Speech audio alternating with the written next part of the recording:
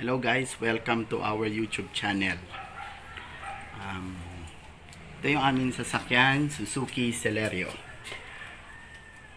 Ayan, masikip nakasara yung gate. Ang aming Suzuki Celerio. Pangalan niya pala si Matthew, Gift of God. Yan ang meaning yan. Mga isang buwan na nung nag-change oil ako, DIY, napansin ko nung papunta na kaming Anawangin kasi bira lang ito magamit, na-overfill ko ng oil. So hindi ko ginamit at ang sweep ang aking ginamit. Ngayon, ang gagawin ko, babawasan ko. DIY din. Kailangan lang natin ay hose at isang tawag doon, syringe. No, step by step natin aalisin, babawasan ng oil na hindi tatanggalin o luluwagan ang drain plug. So ito, syempre angat natin yung hood. Yan. Ito yung aking engine bay. So 3 years old na to. At 24,000 odo. Okay guys, ito yung ating dipstick, no. Hugutin ko, check natin gaano karaming oil ang aking nailagay. Nasan muna natin.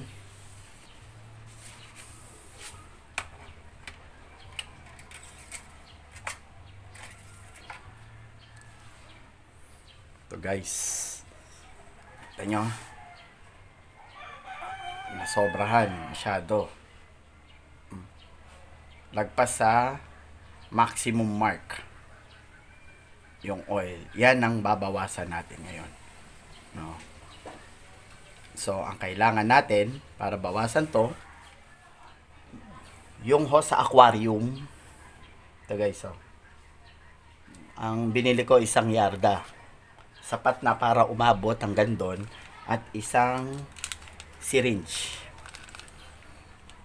Ito guys, syringe at hose sa aquarium. Ito halaga nito 10 pesos, ito 8 pesos. Ito lang, maliit lang yung nabili ko, wala kasing malaki, so unti-untiin ko bawasan na lang, no?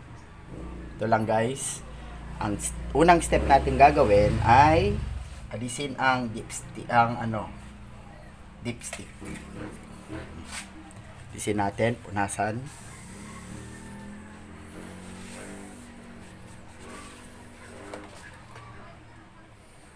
Yan. Mas mahaba yung hose natin sa dipstick, Pero be sure natin guys na mas malinis yung hose na ilalagay natin. Dito natin ipapasok guys, saan natin kinuha ang dipstick. Guys, napasok na. 1, 2, 3, come on!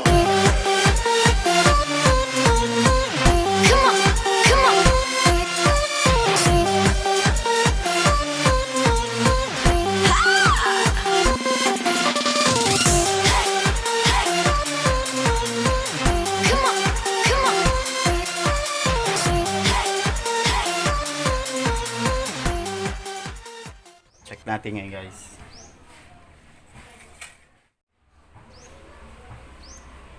Yun. Okay na guys. Okay na.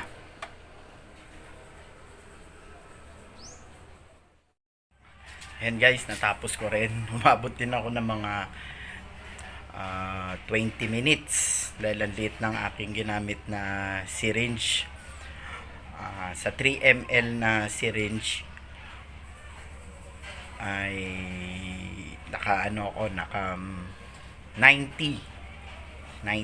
So ibig sabihin ito mga 270 ml o higit pa kasi lumalagpas pa yung aking pagbawas ng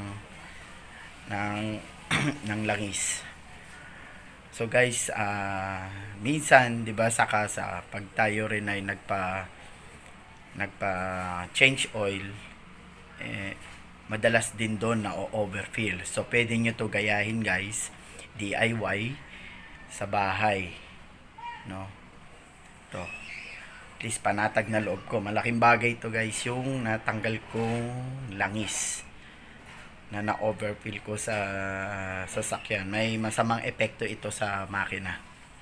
Pag overfill lagi ang oil. No?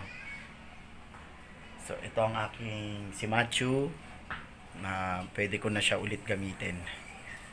Ang ginamit ko pala dito, ako bagong change oil lang to, pero mapula kasi to. Mag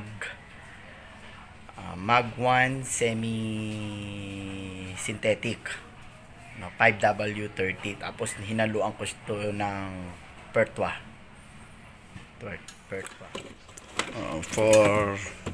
For safety guys, masama ang langis sa kamay, so gagamit tayo ng hand cleaner. Ito, galing natin gumamit nito. So guys, thank you for watching.